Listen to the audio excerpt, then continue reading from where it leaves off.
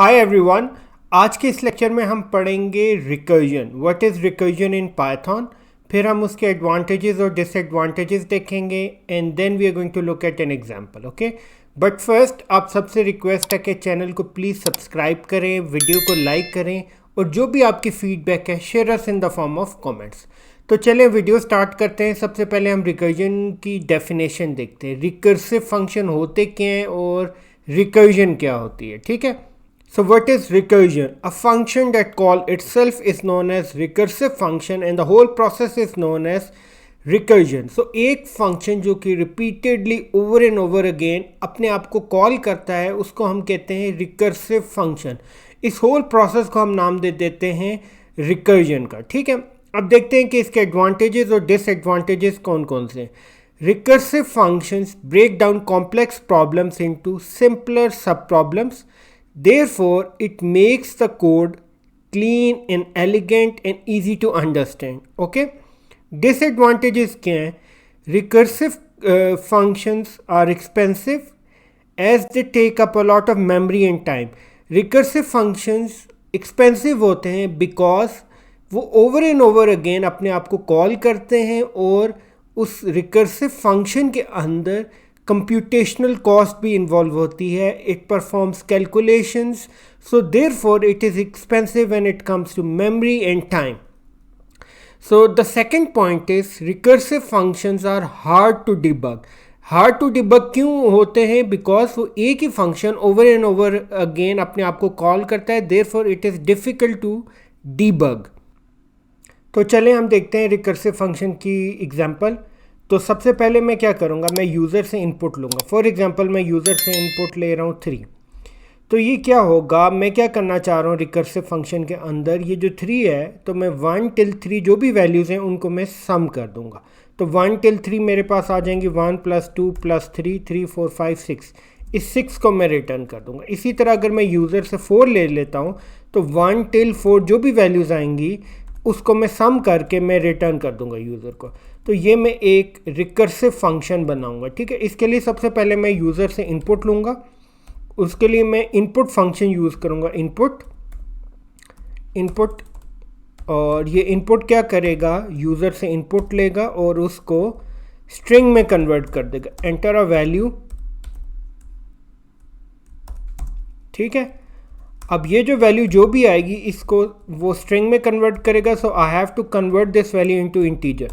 तो इसको मैं इंटीजर में टाइप कास्ट करूँगा, इसको कन्वर्ट करूँगा टू इंटीजर, तो ये मेरे पास वैल्यू आ जाएगी। अब इस वैल्यू को मैं एक रिकर्सिव फंक्शन के अंदर पास करूँगा। अब मैं एक रिकर्सिव फंक्शन बनाता हूँ, rec_sum के नाम से एक फंक्शन मैंने बना दिया और इसके अंदर मैं वैल्यू पास कर देता हूँ ये इसके अंदर ये मैं पास कर देता हूँ एक वैल्यू। ठीक है, अब ये जो वैल्यू है मैंने सबसे पहले अब मैं क्या करूँगा, इस फंक्शन को कॉल करूँगा। तो कॉल मैं किधर करूँगा, इधर मैं प्रिंट कर देता हूँ, प्रिंट का मेथड लिखता हूँ और प्रिंट के अंदर मैं ये फंक्शन कॉल कर देता हूँ और इस फंक्शन को मैं इधर सबसे पहले कॉल कर रहा हूँ, इधर मैं कॉलन दे देता हूँ। ठीक है, अब जो भी वैल्यू आएगी वो इधर आ जाएगी।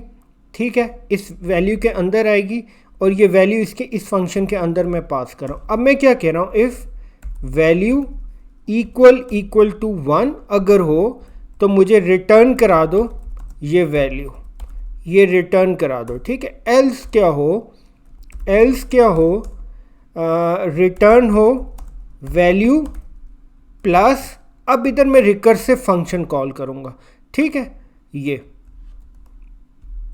मेरा जो फंक्शन है, इस फंक्शन को रिकर्सिव फंक्शन कहते ही इसीलिए हैं क्योंकि ये अपने आप को बार बार कॉल करता है इसको, इसीलिए therefore it is called as recursive function. इस होल प्रोसेस को हम कहते हैं रिकर्जन। अब वैल्यू rec_sum जो कि ये मेरा फंक्शन है, अंदर इसके अंदर मैं वैल्यू पास कर रहा हूँ -1।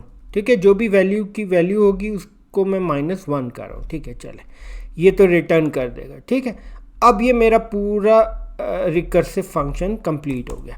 तो चलें अब इसको मैं एग्जीक्यूट करता हूँ तो देखें कि क्या रिज़ल्ट आता है। फिर मैं आपको पूरा अंडरस्टैंडिंग भी देता हूँ कि ये वर्क किस तरह का है। 3 करता हूँ तो देखें मेरे पास क्या वैल्यू आती है, 6 की वैल्यू आ जाती है। तो चलें दोबारा मैं एग्जीक्यूट करता हूँ।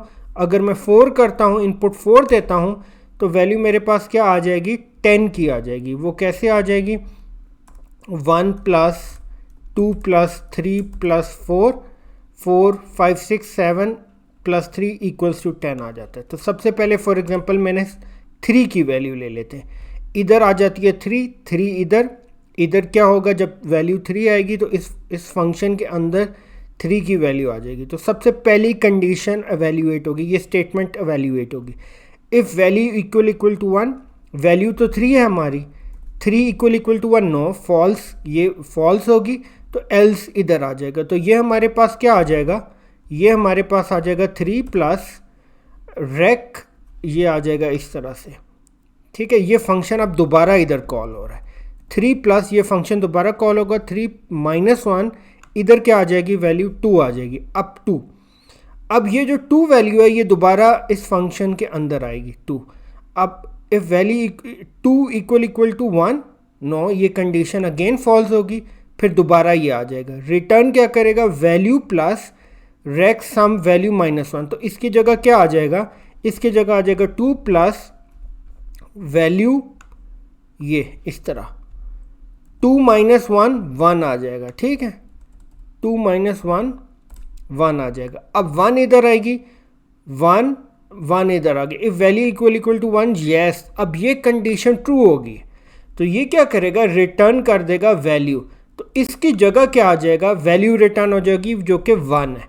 तो ये हमारे पास क्या आ जाएगा, 3 + 2 + 1, और ये रिटर्न हो जाएगा, ये रिटर्न हो जाएगा ये 3 + 2 + 1, जो कि क्या बनता है, 5 6 बनता है।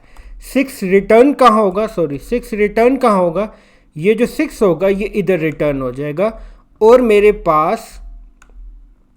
पास यहाँ पे प्रिंट होके 6 वैल्यू आ जाएगी, ठीक है।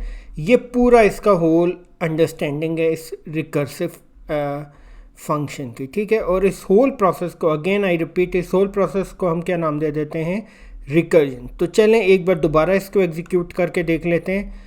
तो इसको मैं कर देता हूँ, फॉर एग्जांपल मैं 5 कर देता हूँ। तो 5 में मेरे पास क्या वैल्यू आनी चाहिए, एंटर किया तो 5 में मेरे पास 15 आ जाएगी। 1 + 2 + 3 + 4 + 5, 3 4 5 6 10 और 5 15 आ जाता है, ठीक है। अब इसमें इस फंक्शन के अंदर ये हमारी कंडीशन है, ठीक है। अगर ये कंडीशन फुलफिल हो जाती है तो वैल्यू रिटर्न हो जाएगी। तो ये बेसिकली होल प्रोसेस था रिकर्सिव फंक्शन का। आई होप आपको इसकी अंडरस्टैंडिंग होगी है। आप सबसे अगेन रिक्वेस्ट है कि चैनल को प्लीज़ सब्सक्राइब करें, वीडियो को लाइक करें, और जो भी आपकी फीडबैक है हमारे साथ शेयर करें इन द फॉर्म ऑफ कमेंट।